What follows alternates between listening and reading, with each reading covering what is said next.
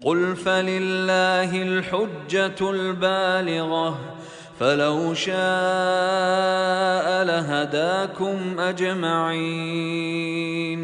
آپ کہیے کہ حجت تامہ صرف اللہ کے پاس ہے، پس اگر وہ چاہتا تو تم سب کو راہ راست پر لا کھڑا کرتا۔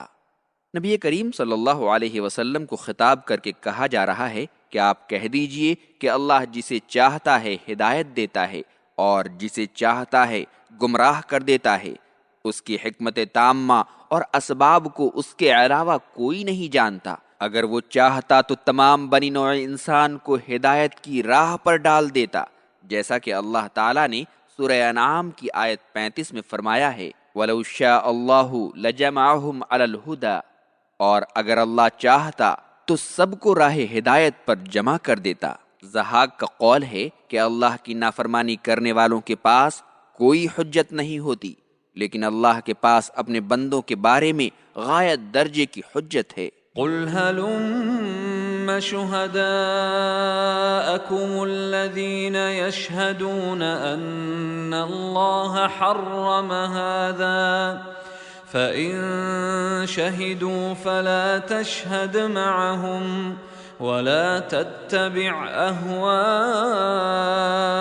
الذين كذبوا بآياتنا والذين لا يؤمنون بالآخرة وهم بربهم يعدلون۔ آپ کہیے تم لوگ اپنے ان گواہوں کو لاؤ جو گواہی دیں کہ بے شک اللہ نے وہ جانور حرام کر دیے تھے، پس اگر وہ لوگ گواہی دیں تو آپ ان کے ساتھ گواہی نہ دیجیے اور ان لوگوں کی خواہشات کی اتباع نہ کیجیے جو ہماری آیتوں کو جھٹلاتے ہیں اور جو آخرت پر ایمان نہیں رکھتے اور غیر اللہ کو اپنے رب کے برابر مانتے ہیں۔ اس آیت کریمہ میں مشرکین کو لاجواب کرنے کا اسلوب اختیار کیا گیا ہے۔ نبی کریم صلی اللہ علیہ وسلم سے کہا جا رہا ہے آپ ان سے کہیے کہ تم لوگ اپنے گواہوں کو پیش کرو کہ واقعی اللہ نے ان چیزوں کو حرام کیا ہے جنہیں تم حرام سمجھ رہے ہو، حالانکہ اللہ جانتا ہے کہ ان کے پاس کوئی گواہ نہیں۔ اگر بفرض محال کوئی ان کی تائید میں گواہی دیتا ہے جو محض کذب اور تعصب کی بنیاد پر ہوگا تو آپ ان کی تصدیق نہ کیجیے اور نہ ہی ان لوگوں کی خواہشات کی اتباع کیجیے جو اللہ کی آیتوں کو جھٹلاتے ہیں اور آخرت پر ایمان نہیں رکھتے ہیں اور بتوں کو اللہ کا شریک بناتے ہیں۔ قل تعالوا اتل ما حرم ربكم عليكم ألا تشركوا به شيئا وبالوالدين إحسانا ولا تقتلوا أولادكم من إملاق نحن نرزقكم وإياهم ولا تقربوا الفواحش ما ظهر منها وما بطن ولا تقتلوا النفس التي حرم الله إلا بالحق ذلكم وصاكم به لعلكم تعقلون۔ آپ کہیے آؤ میں پڑھ کر سناؤں وہ چیزیں جو تمہارے رب نے تم پر حرام کر دی ہیں، وہ یہ ہیں کہ کسی چیز کو اللہ کا شریک نہ بناؤ اور والدین کے ساتھ اچھا سلوک کرو اور محتاجی کے خوف سے اپنی اولاد کو قتل نہ کرو۔ ہم تمہیں اور انہیں سب کو روزی دیتے ہیں، اور برائیوں کے قریب نہ جاؤ جو ظاہر ہوں اور جو پوشیدہ ہوں، اور اس جان کو قتل نہ کرو جسے اللہ نے حرام کر دیا ہے مگر یہ کہ کسی شرعی حق کی وجہ سے کسی کو قتل کرنا پڑے۔ اللہ نے تمہیں ان باتوں کا حکم دیا ہے تاکہ تم عقل سے کام لو۔ گزشتہ آیتوں میں مشرکین کے اس دعوے کی تردید کی گئی ہے کہ وہ اور ان کے آباء و اجداد اللہ کے ساتھ دوسروں کو جو شریک بناتے رہے ہیں اور کئی چیزوں کو حرام کہتے رہے ہیں تو یہ سب کچھ اللہ کے حکم اور اس کی مشیت کے مطابق ہوتا رہا ہے۔ اب اس آیت میں اللہ تعالیٰ نے نبی کریم صلی اللہ علیہ وسلم کو حکم دیا کہ وہ ان محرمات کو بیان کریں جنہیں واقعی اللہ نے حرام کیا ہے اور جن کی حرمت کا علم بنی نوع انسان کے لیے ضروری ہے۔ چنانچہ آئندہ 3 آیتوں میں 10 اہم ترین محرمات کا ذکر آیا ہے۔ پہلی آیت میں 5 محرمات کا ذکر آیا ہے جنہیں یہاں بالترتیب بیان کیا جاتا ہے۔ نمبر 1، اللہ کے ساتھ غیروں کو شریک بنانا۔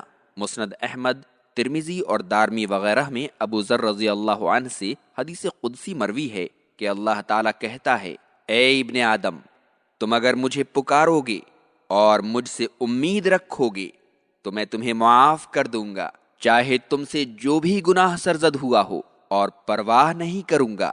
اور اگر تم زمین بھر کر گناہ لے کر آؤ گے تو اسی کے برابر میں تجھے مغفرت سے نوازوں گا، بشرطے کہ تم میرے ساتھ کسی کو شریک نہ بناؤ۔ نمبر 2، والدین کی نافرمانی، جس کی تحریم اللہ تعالیٰ نے اس آیت میں ان کے ساتھ احسان کا حکم دے کر واضح کر دیا ہے۔ اللہ تعالیٰ نے قرآن کریم کی کئی آیتوں میں اپنی طاعت و بندگی اور والدین کے ساتھ حسن سلوک کو ایک ساتھ بیان کیا ہے۔ صحیحین میں ابن مسعود رضی اللہ عنہ سے مروی ہے کہ میں نے رسول اللہ صلی اللہ علیہ وسلم سے پوچھا، کون سا عمل سب سے اچھا ہے؟ تو آپ نے فرمایا، وقت پر نماز پڑھنا۔ میں نے کہا، پھر کون سا؟ تو آپ نے فرمایا، والدین کے ساتھ حسن سلوک۔ میں نے کہا، پھر کون سا؟ تو آپ نے فرمایا، اللہ کی راہ میں جہاد کرنا۔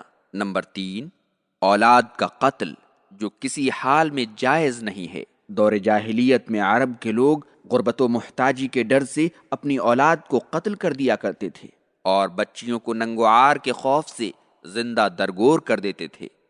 صحیحین میں ابن مسعود رضی اللہ عنہ سے مروی ہے، انہوں نے رسول اللہ صلی اللہ علیہ وسلم سے پوچھا کہ کون سا گناہ سب سے بڑا ہے؟ تو آپ نے فرمایا، تم اللہ کا کسی کو شریک بناؤ حالانکہ اس نے تمہیں پیدا کیا ہے۔ میں نے کہا، پھر کون سا؟ تو آپ نے فرمایا کہ تم اپنی اولاد کو اس ڈر سے مار ڈالو کہ وہ تمہارے ساتھ کھائے گی، الحدیث۔ اور اللہ تعالیٰ نے آیت کریمہ میں فرمایا کہ تمہیں اور انہیں ہم روزی دیتے ہیں، اس لیے کہ غلاموں کی روزی ان کے آقا و مولا کے ذمے ہوتی ہے۔ نمبر 4، فحش گناہوں کا ارتکاب۔ مفسرین نے لکھا ہے کہ اس سے بالخصوص زنا مراد ہے۔ صحیحین میں مغیرہ بن شعبہ رضی اللہ عنہ سے مروی ہے، سعد بن عبادہ رضی اللہ عنہ نے کہا کہ اگر میں اپنی بیوی کے ساتھ کسی اجنبی کو دیکھ لوں تو اسے تلوار سے قتل کر دوں گا۔ جب رسول اللہ صلی اللہ علیہ وسلم کو یہ بات معلوم ہوئی تو آپ نے فرمایا، کیا تم لوگ سعد کی غیرت پر تعجب کرتے ہو؟ اللہ کی قسم، میں سعد سے زیادہ غیرت مند ہوں اور اللہ مجھ سے زیادہ باغیرت ہے۔ اسی لیے تو اس نے ظاہر و پوشیدہ زنا اور فواحش کی تمام قسموں کو حرام کر دیا ہے۔ نمبر 5، کسی بے گناہ کا قتل۔